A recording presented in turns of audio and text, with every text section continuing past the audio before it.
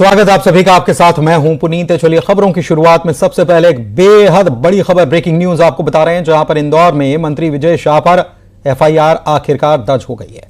4 घंटे का वक्त हाई कोर्ट की तरफ से दिया गया था। हाई कोर्ट ने इस मामले में स्वतः संज्ञान लिया था और कहा था कि 4 घंटे के भीतर मंत्री विजय शाह पर एफआईआर दर्ज किया जाए। और मंत्री विजय शाह पर एफआईआर दर्ज हो चुकी है। मऊ के मानपुर थाने में ये कायमी हुई है, 0 पर यह कायमी की गई है।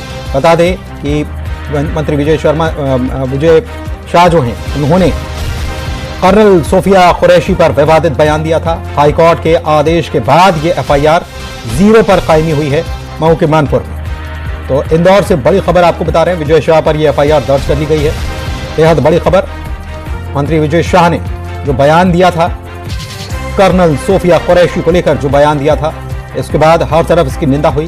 कांग्रेस ने भी इसको लेकर प्रदर्शन किया। हाईकोर्ट ने इस मामले में स्वतः संज्ञान लिया और हाईकोर्ट के आदेश के बाद यह एफआईआर हुई। सबसे बड़ी बात यह है कि पुलिस महानिदेशक को कह दिया गया था कि अगर ऐसा नहीं होता तो आपको खुद पेश होकर के जवाब देना पड़ेगा और किन धाराओं में यह मामला दर्ज किया जा सकता है, इसकी जानकारी भी कोर्ट ने दी। रमाकांत हमारे सहयोगी हमारे साथ जुड़े हुए हैं, सीधे उनसे जानकारी लेते हैं। रमाकांत, बेहद बड़ी खबर, आखिरकार 4 घंटे का समय मुकर्रर किया गया था कोर्ट की तरफ से कि 4 घंटे में एफआईआर हो गई 0 पर मऊ के मानपुर।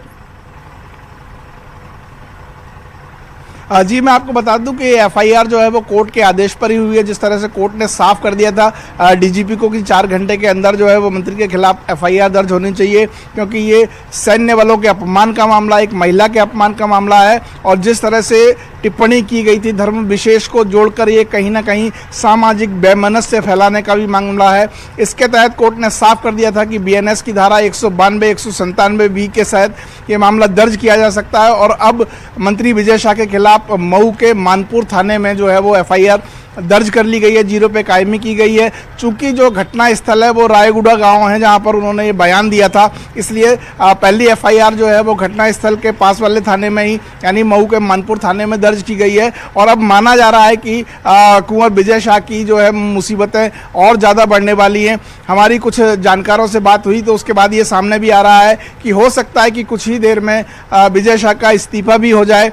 हालांकि अभी पार्टी के सूत्रों के मुताबिक ये कहा गया है कि उसमें थोड़ा इंतजार करना चाहिए। एफआईआर में क्या मामले सामने आए हैं, किन धाराओं में जो है ये दर्ज किया गया है, जो धाराएं लगाई गई हैं वो अवेलेबल हैं क्या? पूरा अध्ययन करके जी अभी तक जो जानकारी सामने आ रही है कि ये जो धाराएं लगाई हैं वो नॉन अवेलेबल हैं। हालांकि इसमें जो है वो लीगल सेल पार्टी का विचार करेगा, इसके बारे में जानकारी लेगा और किस तरह से इस पर कार्रवाई हो सकती है, इसको लेकर हो सकता है सुबह कुछ संभावनाएं बने। लेकिन ये भी माना जा रहा है कि अब विजय शाह की मुसीबतें बहुत बढ़ चुकी हैं और हो सकता है कि पार्टी उनको बर्खास्त कर दे, हो सकता है कि उनका इस्तीफा भी हो जाए। इस तरह की अटकलें अब राजनीतिक गलियारों में तेज हो गई हैं। जी, बहुत शुक्रिया।